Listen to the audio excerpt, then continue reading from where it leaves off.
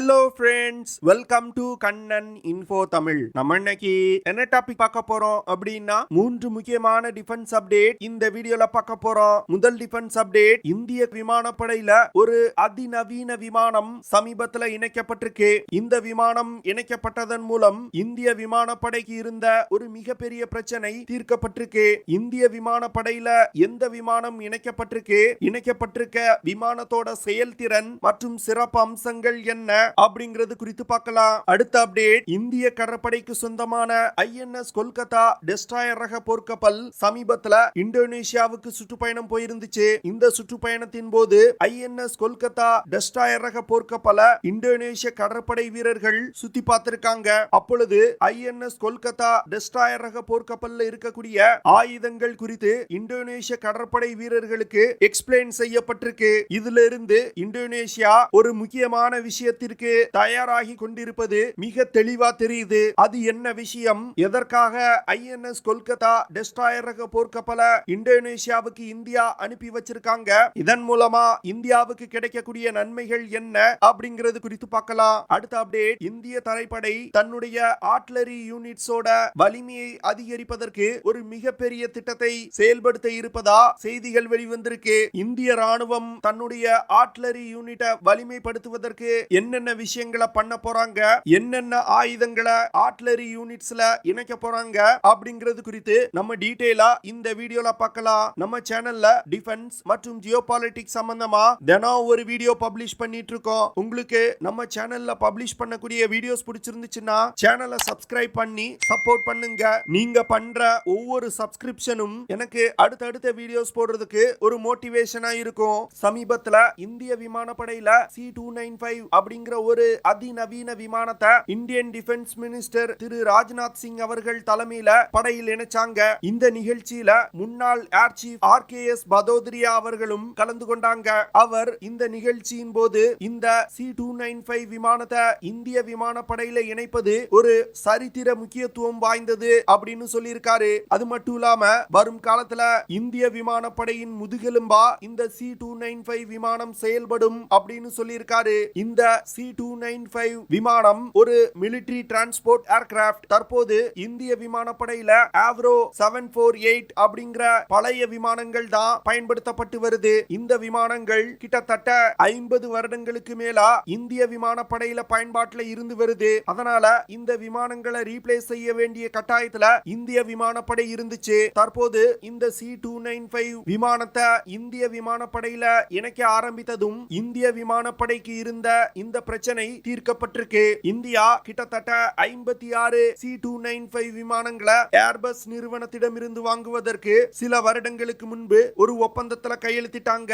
இந்த 56 C-295 transport aircraft கிட்டத்தட்ட 22,000 கோடி ரூபாய் செலவுல இந்திய விமானப்படை வாங்குறாங்க.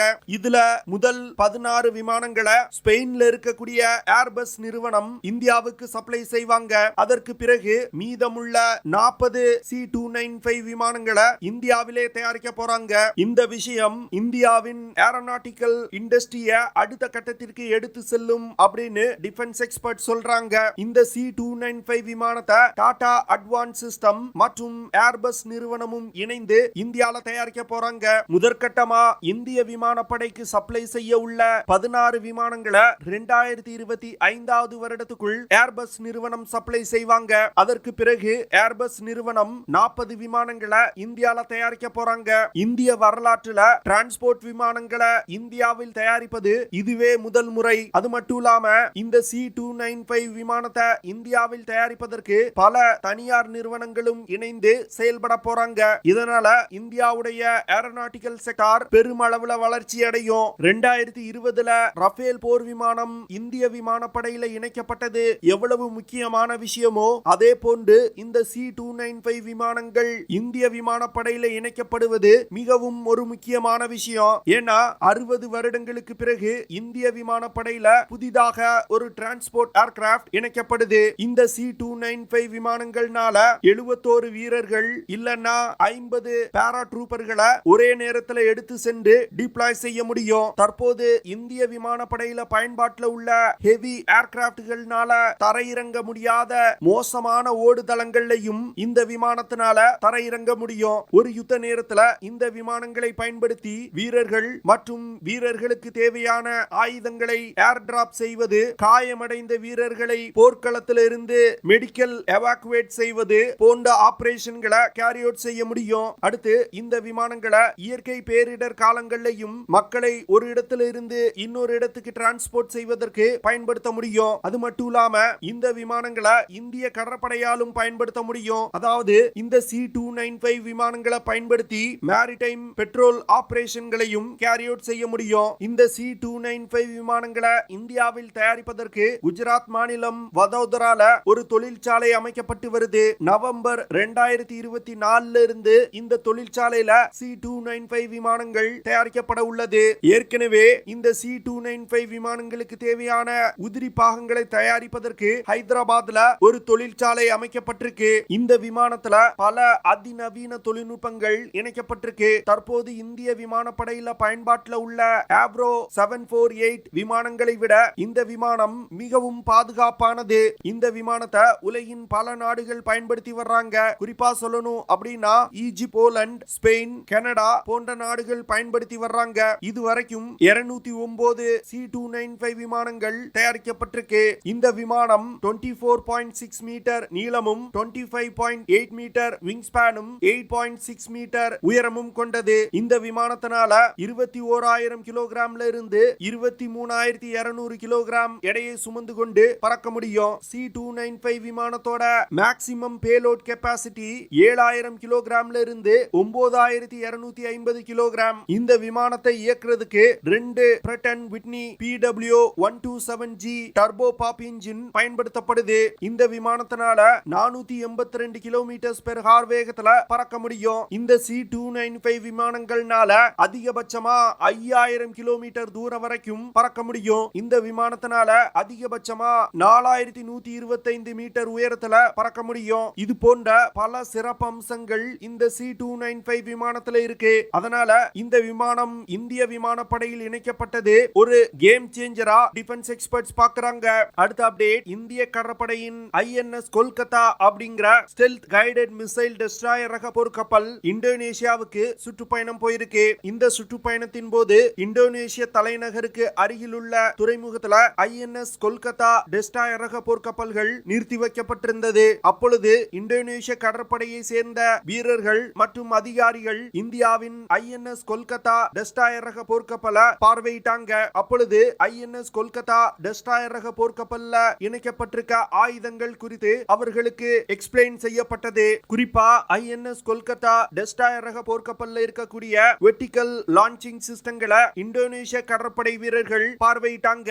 எதற்காக இந்தோனேஷிய கடற்படை வீரர்கள் INS கொல்கத்தா டெஸ்ட்ராயர் ரக போர்க்கப்பல்ல இருக்கக்கூடிய ஆயுதங்கள் குறித்து தெரிஞ்சுக்கிறாங்கன்னா, இந்தோனேஷியாவுக்கும் இந்தியாவுக்கும் பிரம்மோஸ் மிசைல்கள் விற்பனை தொடர்பா பேச்சுவார்த்தை நடந்து வந்துகிட்டு இருக்கு. அதன் ஒரு கட்டமாக இந்த INS கொல்கத்தா டெஸ்ட்ராயர் ரக போர்க்கப்பல் இந்தோனேஷியாவுக்கு அனுப்பி வைக்கப்பட்டிருக்கு. இதற்கு முன்பு பிலிப்பைன் இந்தியாவிடமிருந்து பிரம்மோஸ் மிசைல்களை வாங்குவதற்கு முன்பு இந்திய கடற்படையின் போர்க்கப்பல்கள் பிலிப்பைன் நாட்டிற்கு சுற்றுப்பயணம் போயிருந்தாங்க.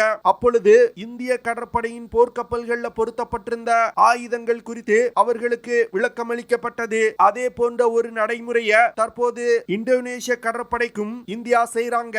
இதிலிருந்து இந்தோனேஷியா இன்னும் கூடிய விரைவில் இந்தியாவிடமிருந்து பிரம்மோஸ் மிசைல்களை வாங்க இருப்பது உறுதி செய்யப்பட்டிருக்கு. சமீப காலமா இந்தோனேஷியா மற்றும் இந்தியாவுக்கு இடையிலான ராணுவ ரீதியிலான உறவுல ஒரு மிகப்பெரிய முன்னேற்றம் ஏற்பட்டு வருது. இதற்கு காரணம் இந்தியா தென்சீன கடல் பகுதியில் இருக்கக்கூடிய நாடுகளுடன் தன்னுடைய ராணுவ உறவை அதிகப்படுத்த விரும்புறாங்க. அதே வேளையில தென்சீன கடல் பகுதியில் இருக்கக்கூடிய நாடுகள் சீன கடற்படையின் அத்துமீறல்களை தினம் சந்திச்சு வந்துகிட்டு இருக்காங்க. அதனால சீனாவை எதிர்ப்பதற்காக இந்தோனேஷியா, பிலிப்பைன், மலேசியா போன்ற நாடுகள் இந்தியாவுடன் இணைந்து செயல்படுவதற்கு விரும்புறாங்க. இந்தோனேஷிய கடற்படைக்கு வரும் காலத்துல சீனா செய்யக்கூடிய அத்துமீறல்களை சமாளிப்பதற்கு பிரம்மோஸ் போன்ற கட்டிங் எட்ஜ் தொழில்நுட்பம் கொண்ட மிசைல்கள் கண்டிப்பா தேவைப்படும். அதை மனதில் வைத்துதான் இந்தோனேஷியா பிரம்மோஸ் மிசைல்களை இந்தியாவிடமிருந்து வாங்குவதற்கு முயற்சி செய்து வந்துகிட்டு இருக்காங்க.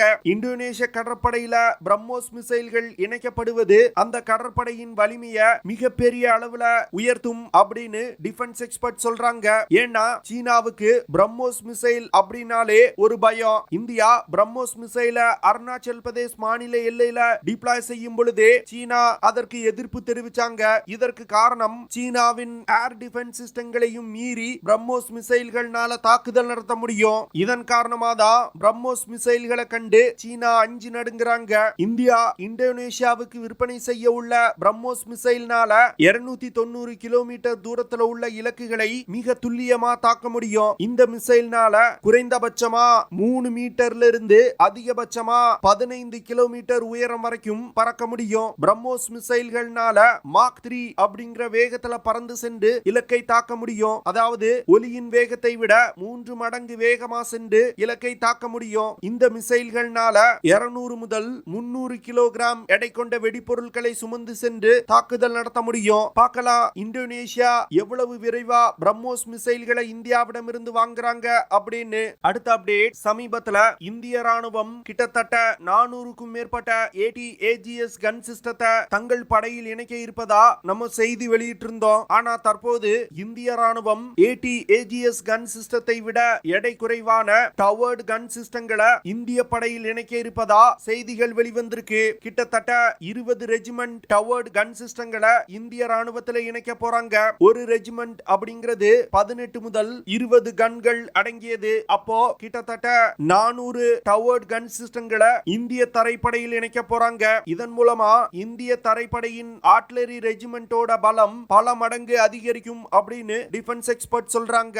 ஏற்கனவே இந்தியா வாங்க உள்ள AT-AGS கன் சிஸ்டங்கள் 15 டன்னுக்கும் அதிகமான எடை கொண்டது. ஆனா தற்போது இந்தியா வாங்க உள்ள இந்த டவர்டு கன் சிஸ்டங்கள் 15 டன்னுக்கும் குறைவான எடை கொண்ட 155 mm into 52 காலிபர் கன் சிஸ்டங்கள். இதற்கு காரணம் AT-AGS கன் சிஸ்டங்கள் 15 டன்னுக்கும் அதிகமா எடை இருக்கிறதுனால அந்த கன் சிஸ்டங்களை எல்லா டெரைன்களையும் டிப்ளாய் செய்ய முடியாது. அதனால AT-AGS கன் சிஸ்டத்தை விட எடை குறைவான இந்த டவர்டு கன் சிஸ்டங்களை படையில் இணைப்பதற்கு இந்திய ராணுவம் திட்டமிட்டிருக்காங்க.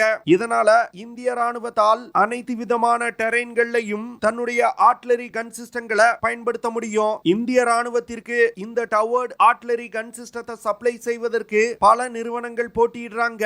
அதுல Kalyani strategic system limited MAGER அப்படிங்கிற ஒரு கன் சிஸ்டத்தை ஆஃபர் செஞ்சிருக்காங்க. இந்த கன் சிஸ்டம் வெறும் 8 டன் எடை கொண்ட ஒரு அல்ட்ரா லைட் ஹவிட்சர் சிஸ்டம். எடை 8 டன்னுக்கும் குறைவா இருந்தாலும் இந்த கன் சிஸ்டத்தினால அதிகபட்சமா 41 கிலோமீட்டர் தூரம் வரைக்கும் ஃபயர் செய்ய முடியும். அதனால இந்த கன் சிஸ்டத்தை தான் இந்திய ராணுவம் வாங்குவாங்க அப்படின்னு நிறைய டிஃபென்ஸ் எக்ஸ்பர்ட் சொல்றாங்க. இது போன்ற கன் சிஸ்டங்கள் இந்திய கடற்படையில் இணைக்கப்படுவது இந்திய ராணுவத்தின் ஆர்ட்டிலரி யூனிட்டை மிகப்பெரிய அளவுல வலிமைப்படுத்தும் அப்படின்னு டிஃபென்ஸ் எக்ஸ்பர்ட் சொல்றாங்க. ஓகே ஃப்ரெண்ட்ஸ், நம்ம வீடியோவோட நிறைவு பகுதிக்கு வந்துட்டோம். இதெல்லாம் தான் நான் உங்ககிட்ட ஷேர் பண்ணணும் அப்படின்னு நினைச்ச விஷயங்கள். ஐ ஹோப் நான் ஷேர் பண்ண விஷயங்கள் உங்களுக்கு பிடிச்சிருக்கும்னு நினைக்கிறேன். அப்படி பிடிச்சிருந்துச்சுன்னா ஷேர் பண்ணுங்க, லைக் பண்ணுங்க, கமெண்ட் பண்ணுங்க. மறக்காம நம்ம சேனலுக்கு சப்ஸ்கிரைப் பண்ணுங்க. அப்படியே அந்த பெல் நோட்டிபிகேஷனை கிளிக் பண்ணி ஆல்ங்கிற ஆப்ஷனை எனேபிள் பண்ணிக்கங்க. See you in the next video. Jai Hind.